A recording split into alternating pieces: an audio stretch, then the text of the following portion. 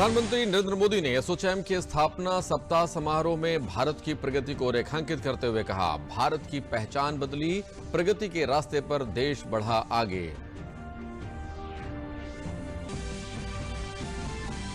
केंद्रीय श्रम मंत्री संतोष गंगवार ने कहा, विपक्ष राजनीतिक कारणों से कर रहा है कृषि कानूनों का विरोध, नए कानून से होगी किसानों की उन्नति।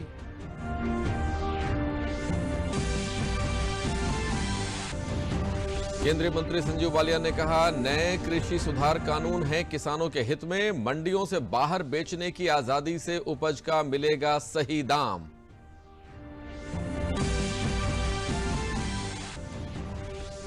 और केंद्र सरकार ने उत्तर प्रदेश के ग्रामीण क्षेत्रों में विद्युत वितरण प्रणाली को मजबूत करने के लिए उठाया बड़ा कदम। एशियाई विकास बैंक के साथ $50 करोड़ के समझौते पर हुए हस्ताक्षर। नमस्कार, मैं हूं हेमेंद्र तोमर। समाचार विस्तार से।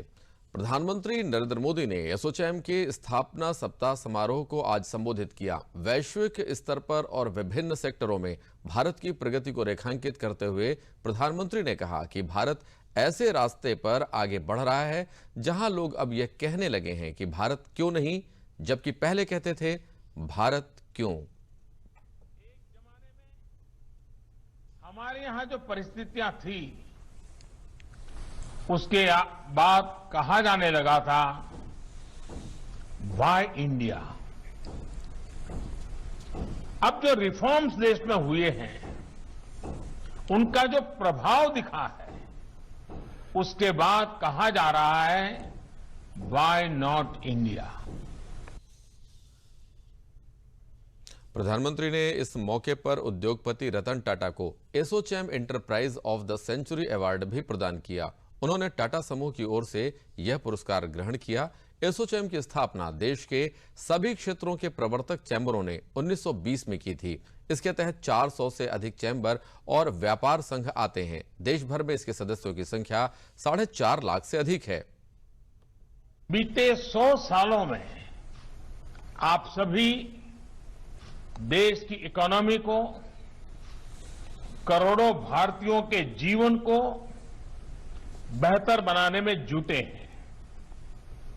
यही बात श्रीमान रतन टाटा जी के लिए, पूरे टाटा समूह के लिए भी उतनी ही सही है। भारत के विकास में टाटा परिवार का, टाटा समूह का, उनके योगदान के लिए उन्हें आज यहां सम्मानित भी किया गया है। टाटा ग्रुप की देश के विकास में बड़ी भूमिका रही है। प्रधानमंत्री नरेंद्र मोदी ने अपने कृषि सुधारों को लेकर फैलाए जा रहे भ्रम के बीच अपने ट्विटर अकाउंट पर नमो ऐप का लिंक शेयर किया है, जिसमें कृषि सुधारों को लेकर ग्राफिक्स, बुकलेट और अन्य बहुत सी सामग्रियों के जरिए जानकारी दी गई है। प्रधानमंत्री ने ट्वीट में लिखा है, यहां ग्राफिक्स और बुकलेट सहित बहुत सी सामग्री है जो विस्तार से बताती है कि हाल ही में किए गए कृषि सुधारों से हमारे किसानों की किस तरह मदद हो रही है। ये नमो ऐप पर वॉलेंटियर मॉड्यूल के तहत योर वॉइस और डाउनलोड सेक्शन में उपलब्ध है। पढ़िए और खूब शेयर करिए। कृषि बिल को लेकर केंद्रीय श्रम एवं रोजगार मंत्री संतोष गंगवार ने कहा कि विपक्ष केवल राजनीतिक कारणों से कानून का विरोध कर रहा है। किसान सरकार से संतुष्ट है। यह विरोध केवल विरोध के लिए है। बरेली में कार्यकर्ताओं के साथ बैठक के बाद केंद्रीय मंत्री ने दूरदर्शन प्रतिनिधि से बात करते हुए कहा कि एमएसपी का सवाल जो लोग उठा रहे हैं उन्हें मालूम होना चाहिए कि केंद्र सरकार ने जो न्यूनतम समर्थन मूल्य तय किया है उसे हर वर्ष बढ़ाने का काम किया है। उन्होंने कहा कि हमारी सरकार स्वामीनाथन आयोग की रिपोर्ट के अनुसार काम कर रही है। हमारा मानना है कि विपक्ष केवल विरोध के लिए विरोध कर रहा है। अगर आप जब से मोदी जी की सरकार बनी है तब से अब तक लगातार कृषकों की ओर ध्यान दिया जा रहा है, कृषकों की चिंता को दूर किया जा रहा है और समर्थन मूल्य की जो बात की जा रही है, हमने जो एमएसपी तय की है वो हर वर्ष बढ़ाने का काम कर रहे हैं। अगर आप 2014 के मूल्य और इसके मूल्यों में देखें तो 1.5 का अंतर है। स्वामीनाथन आयोग की रिपोर्ट के हिसाब से कार्रवाई कर रहे हैं और हमारा मानना है कि ये उनका विरोध केवल राजनीतिक कारणों से विरोध हो रहा है और वास्तविकता ये है कि देश का किसान असंतुष्ट नहीं है, मोदी जी से संतुष्ट है। कृषि कानून के समर्थन में केंद्रीय और उत्तर प्रदेश के मंत्री किसानों के बीच जाकर किसान बिल के फायदे बता रहे हैं। इतना ही नहीं, वह किसान भाइयों से अपील भी कर रहे हैं कि वह किसान इस कानून को ध्यान से पढ़ें। मेरठ पहुंचे केंद्रीय मत्स्य पालन व डेयरी विकास मंत्री डॉक्टर संजीव कुमार बालियान ने कहा कि पश्चिमी उत्तर प्रदेश गुड़ की मंडी है। कृषि कानून से पहले किसान मंडी शुल्क देकर शहर से बाहर अपना गुड़ ले जाता था। आज वह बिना मंडी शुल्क दिए देश में कहीं भी अपना गुड़ बेच सकता है। पश्चिमी उत्तर प्रदेश गन्ना बाहुल्य क्षेत्र है। यहां पर कॉन्ट्रैक्ट फार्मिंग पहले से ही होती है। चीनी मिल और किसानों का गन्ने का कॉन्ट्रैक्ट रहता है और किसान चीनी मिल को गन्ना बेचता है। एग्रीमेंट हमेशा फसल का होता है, जमीन का नहीं। जैसे पहले था वैसा अब भी जारी है। जमीन हमेशा किसान की ही रहती है।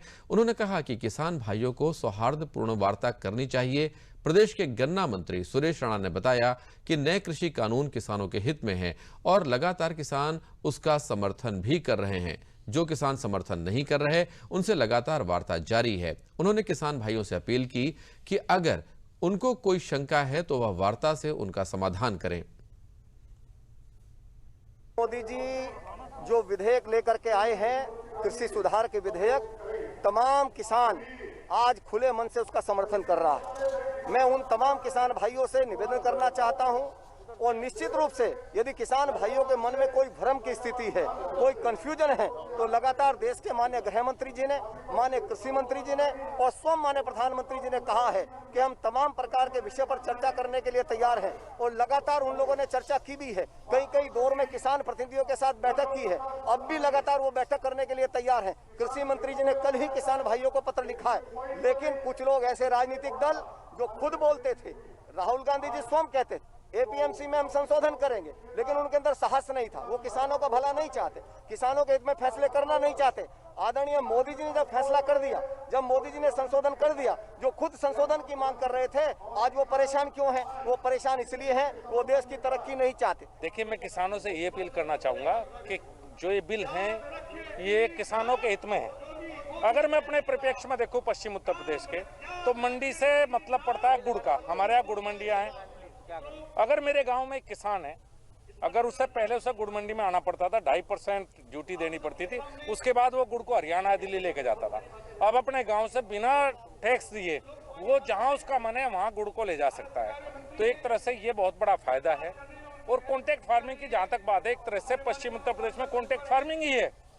गन्ना किसानों का शुगर मिल के साथ एग्रीमेंट होता है, शुगर मिल गन्ना खरीदती हैं। ये फसल का एग्रीमेंट है, इसमें जमीन कहीं शामिल ना पहले थी ना आज है। प्रधानमंत्री ने सबसे पहले किसान सम्मान निधि किसानों को देने का काम किया, ना एजेंडे में था, ना किसी ने कभी मांगने का काम किया। एक नंबर 2, किसानों का ऋण उत्तर प्रदेश के अंदर 1 लाख रुपए का ऋण उत्तर प्रदेश के अंदर माफ करने का काम किया।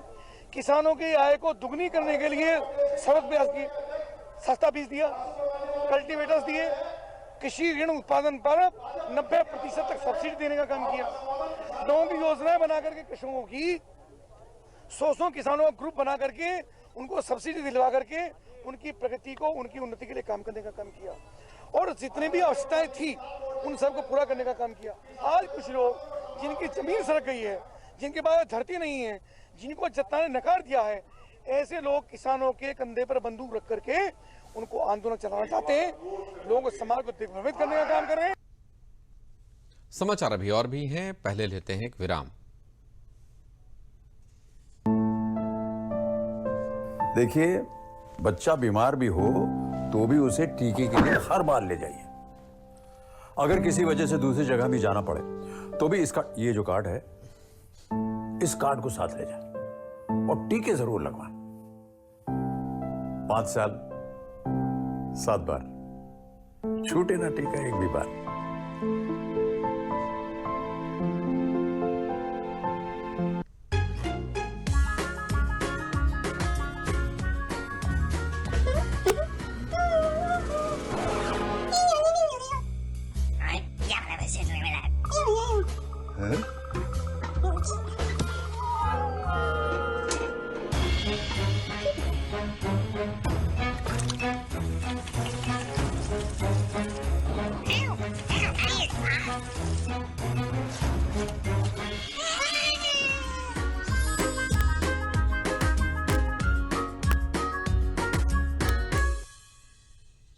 आज मार्क को टेलीग्राम भेज दोगे ना? मुझ पे छोड़ दो। अब तो हमारा परिवार पूरा है और बच्चे नहीं। मुझ पे छोड़ दो। पूरे परिवार का ख्याल तो हमें ही रखना है।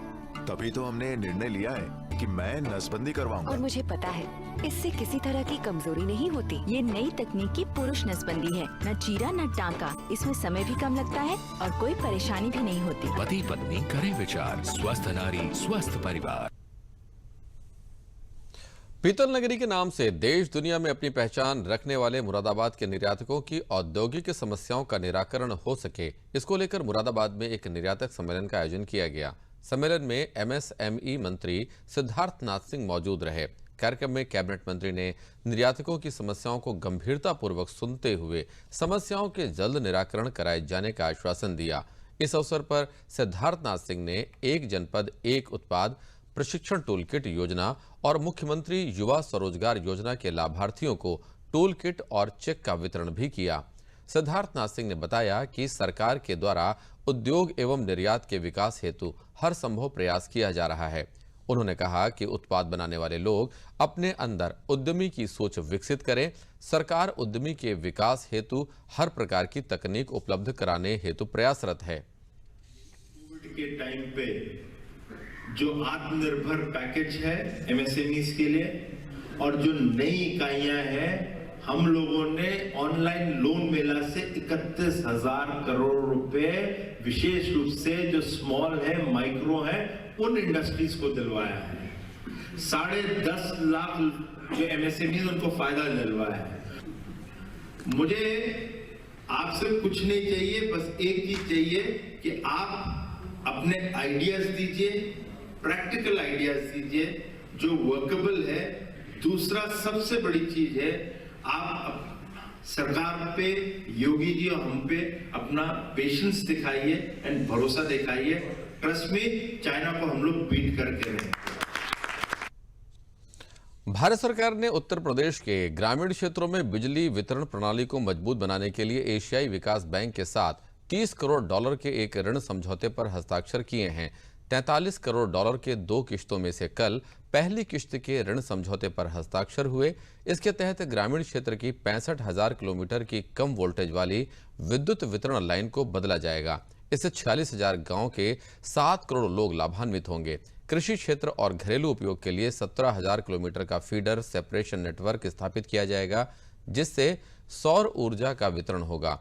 बिजली बिल जमा कराने में सुधार के लिए गांव की महिलाओं को स्वयं सहायता समूह के जरिए लगाया जाएगा, जिससे उनके पारिवारिक आय में बढ़ोतरी होगी। इससे वित्त सुविधा के तहत ADP के TA स्पेशल फंड और गरीबी उन्मूलन के जापान फंड से $20 लाख की तकनीकी सहायता अनुदान को भी दिया जाएगा। प्रदेश में कोरोना टीकाकरण अभियान अगले महीने शुरू होने की संभावना जताई जा रही है। इससे संबंधित सभी कार्य इस महीने के अंत तक पूरे कर लिए जाएंगे, यह कहना है प्रदेश के स्वास्थ्य मंत्री जयप्रताप सिंह का। इस विषय पर और अधिक जानकारी उन्होंने साझा की हमारे संवाददाता से। प्रदेश में जल्द ही कोरोना वैक्सीनेशन का काम शुरू हो सकता है और इस पर अधिक जानकारी देने के लिए हमारे साथ मौजूद हैं खुद प्रदेश के स्वास्थ्य मंत्री जयप्रताप सिंह जी। देखिए, वैक्सीन आने की जो संभावना है वो तो केंद्र सरकार द्वारा ही तय किया जाएगा, और कौन सा वैक्सीन जो इस समय क्लिनिकल ट्रायल में देश में है, कौन सी कंपनी का, वो भी भारत सरकार अपने वैज्ञानिकों के माध्यम से तय करेगा। जहाँ तक उत्तर प्रदेश की बात है, हमने अपने जितने भी लॉजिस्टिक्स हैं, माने हमारा कोल्ड चेन जो पूर्व में ही टीकाकरण के कार्यक्रम को लेके चलता ही है, वो हमने उसमें और जो कैपेसिटी बढ़ानी थी उसमें लगभग 22 जनपदों का हमने काम शुरू करवा के सभी का हमने पूरा करने का प्रयास किया है।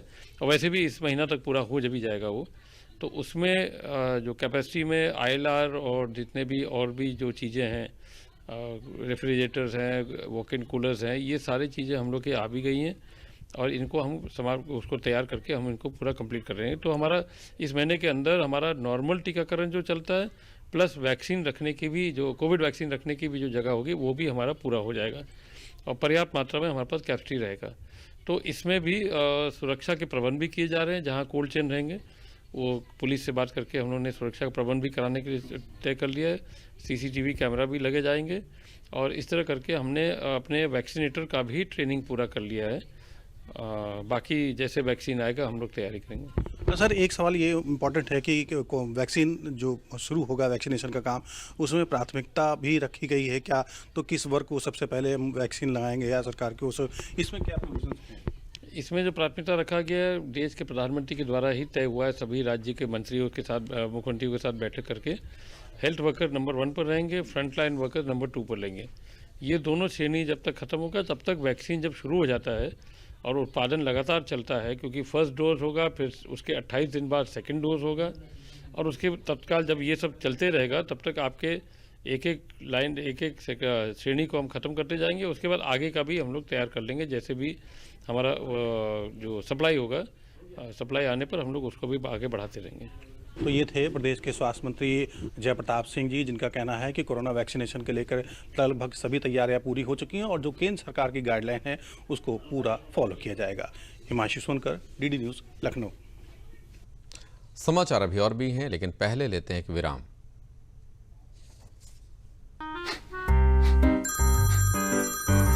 सर, आपका KYC अपडेट करना है, नहीं तो अकाउंट और ATM कार्ड ब्लॉक हो जाएगा। सावधान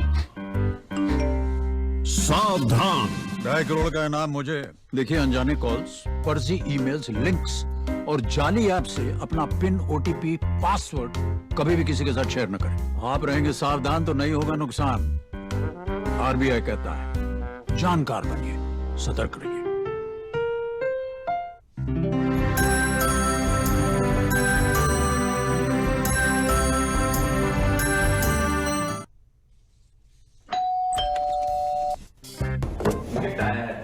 अरे वाह, लेजेंड की बैट, इससे तो मैं खेलूंगा। फ्यूचर बैटिंग लेजेंड बैट, इसमें जिसका नाम लिखा है बैट उसी को मिलेगी। अरे यार, देखा, अगर इस पे मेरा नाम नहीं लिखा होता तो कितनी दिक्कत हो जाती। इसलिए RBI कहता है बैंक अकाउंट हो या बैंक लॉकर, उसमें नॉमिनी का नाम जरूर दर्ज करें ताकि आपकी जमा पूंजी उसी को मिले जिसे आपने नामित किया है। RBI कहता है, जानकार बनिए, सतर्क रहिए। भारत में कोरोना वायरस संक्रमण से पिछले 24 घंटों में 29,885 संक्रमित मरीजों के ठीक होने के साथ ही देश में अब तक कुल 95,50,712 लोग स्वस्थ हुए हैं। इसके साथ ही देश में संक्रमण से ठीक होने वालों की दर 95.46% हो गई है। पिछले 24 घंटों में संक्रमण के 25,153 मामले सामने आए हैं। राज्य के अपर मुख्य सचिव स्वास्थ्य अमित मोहन प्रसाद ने प्रेस वार्ता में बताया कि प्रदेश में पिछले 24 घंटों में कोरोना संक्रमण के 1,226 नए मामले सामने आए और पिछले 24 घंटों में ही 1,544 कोरोना संक्रमित मरीज उपचार के बाद पूरी तरह से ठीक होकर डिस्चार्ज किए गए हैं। इस समय एक्टिव इन्फेक्शन केसेस की संख्या 17,593 है। उन्होंने कहा कि रिकवरी का प्रतिशत 95.5 चल रहा है। कोरोना के संक्रमित लोगों में से 8,177 लोगों की मृत्यु हुई है। विगत 24 घंटों में संक्रमण के 1,226 नए मामले सामने आए हैं। इसी अवधि में उपचारित होकर डिस्चार्ज होने वालों की संख्या 1,544 है। इस समय एक्टिव इन्फेक्शन के केसेस की कुल संख्या 17,593 है। इन 17,593 केसेस में से 7,652 होम आइसोलेशन में है और 1,799 निजी चिकित्सालयों में अपना इलाज करवा रहे हैं। बाकी के सभी एक्टिव केसेस जो इस समय संक्रमित हैं वो राज्य सरकार की निःशुल्क L1, L2, L3 स्तर के चिकित्सालयों की व्यवस्था में अपना इलाज करवा रहे हैं। प्रारंभ से अब तक संक्रमण के पश्चात कुल 5,47,631 लोग पूर्णतः स्वस्थ हो चुके हैं और संक्रमण विहीन हो चुके हैं।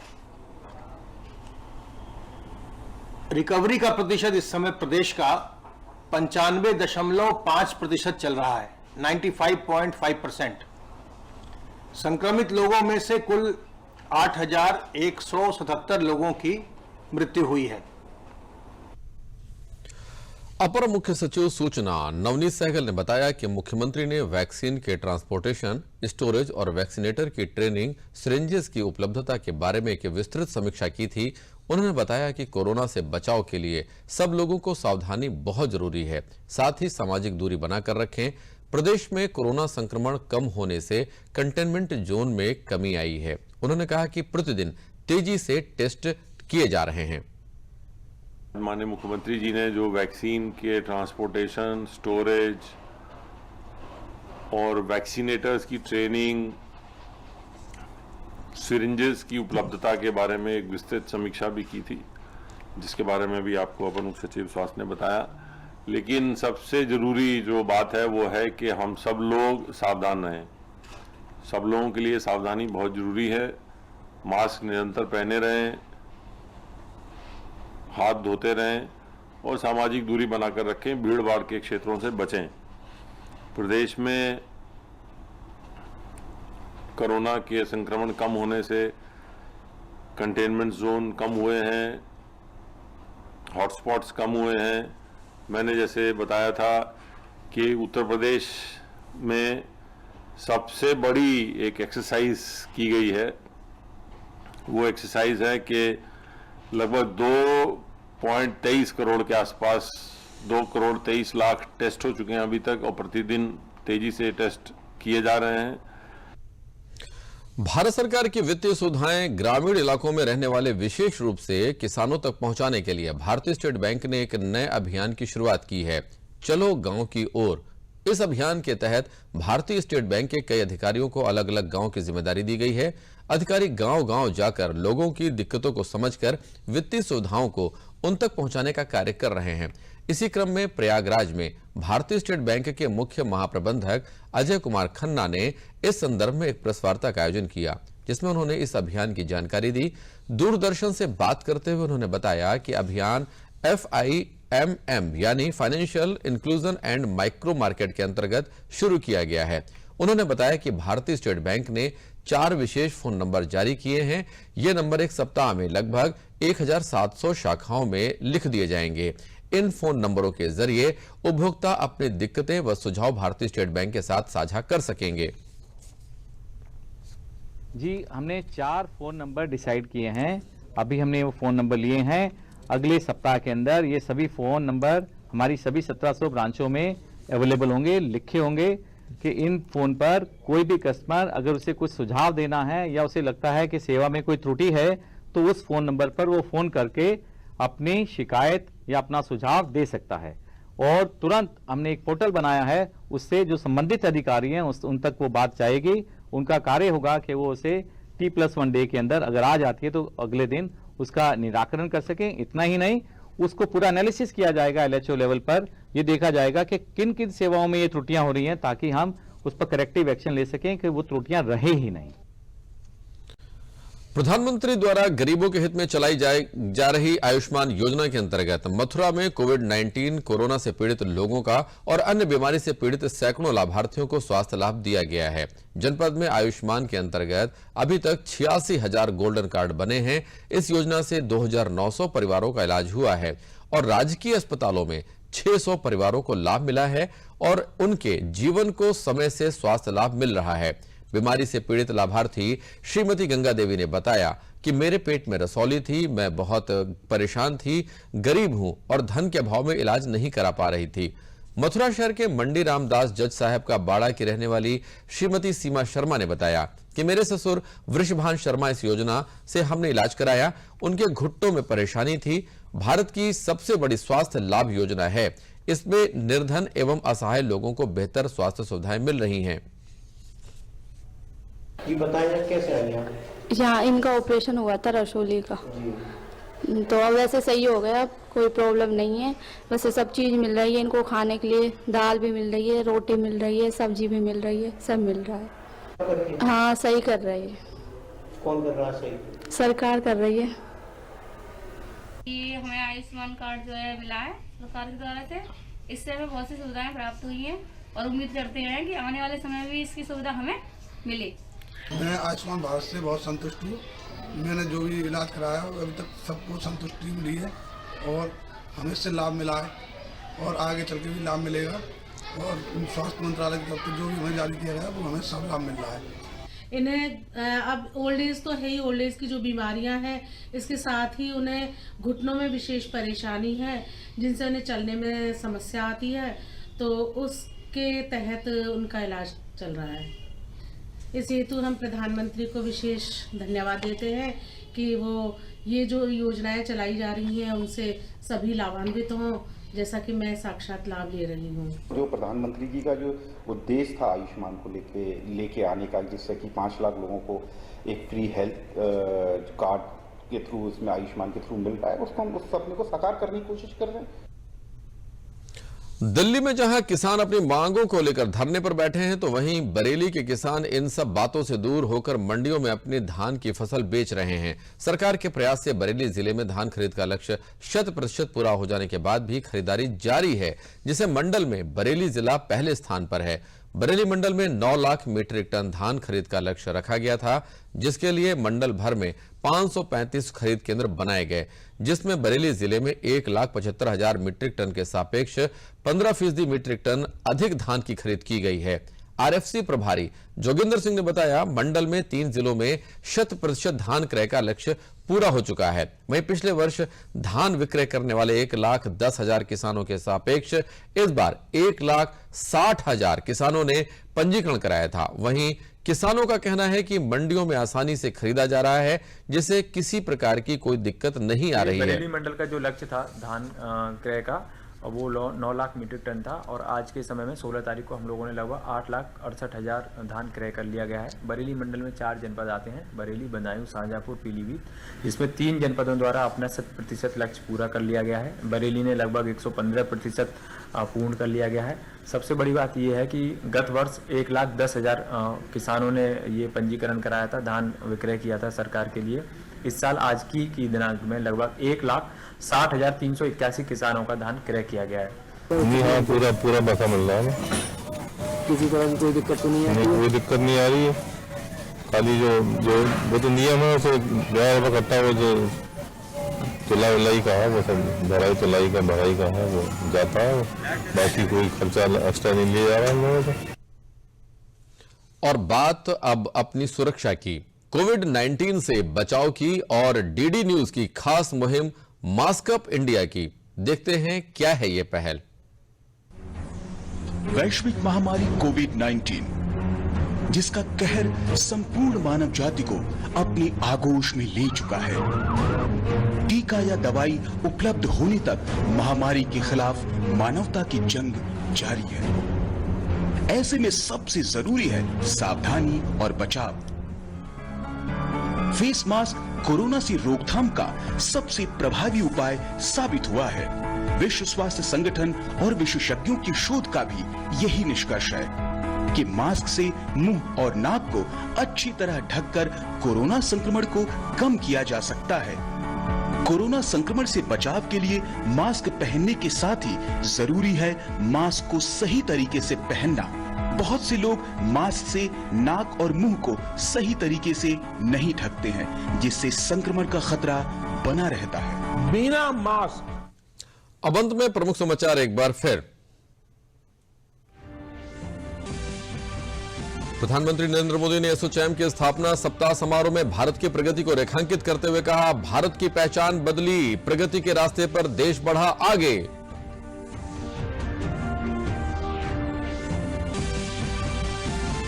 केंद्रीय श्रम मंत्री संतोष गंगवार ने कहा, विपक्ष राजनीतिक कारणों से कर रहा है कृषि कानूनों का विरोध, नए कानून से होगी किसानों की उन्नति।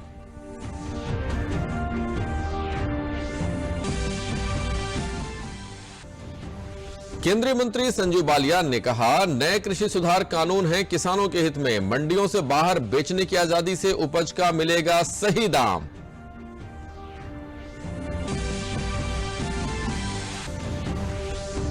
और केंद्र सरकार ने उत्तर प्रदेश के ग्रामीण क्षेत्रों में विद्युत वितरण प्रणाली को मजबूत करने के लिए उठाया बड़ा कदम, एशियाई विकास बैंक के साथ $50 करोड़ के समझौते पर हुए हस्ताक्षर।